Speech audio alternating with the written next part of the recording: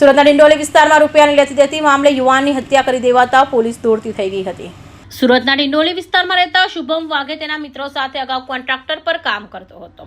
જોકે થોડા સમય બાદ શુભમ કામ છોડી ગયો હતો, પરંતુ રૂપિયા બાકી હોય જેને લઈ મિત્ર સાથે શુભમની વારંવાર પૈસા માટે બોલાચાલી થઈ હતી અને શુભમના ઘર પાસેથી જ તેનો મિત્ર જતો હતો જોઈને શુભમે પોતાના પૈસાની માંગણી કરતા તેઓ વચ્ચે ઝઘડો થયો હતો અને હાથાપાઈ સર્જાયા બાદ મિત્રએ શુભમને પગે અને હાથમાં ભાગે ચપ્પુ મારી દેતા ગંભીર ઇજાઓ થતા હોસ્પિટલ ખસેડાયો હતો, જ્યાં તબીબીએ તેને મૃત જાહેર કર્યો હતો। બનાવને લઈ પોલીસને જાણ થતા પોલીસ સ્થળે દોડી જઈ તપાસ હાથ ધરી હતી।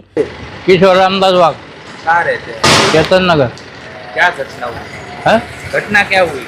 वो लड़का काम पे गया था, उनके पास पैसा मांगने गया था, तो उनका सुबह में कुछ हुआ था क्या मालूम, फिर वो शाम को मिले तो मांगने गया था तो उन्होंने ये कर दिया।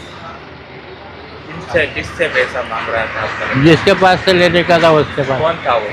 अभी मैं नहीं देखा ना वो कौन था, तो कब घटना बनी? 9 साढ़े 9 बजे की। क्या कहना चाहोगे?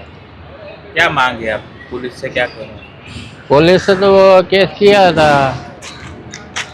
फिर अभी वो उन्होंने कुछ ये किया नहीं, उसका पूरा आगे नहीं किया।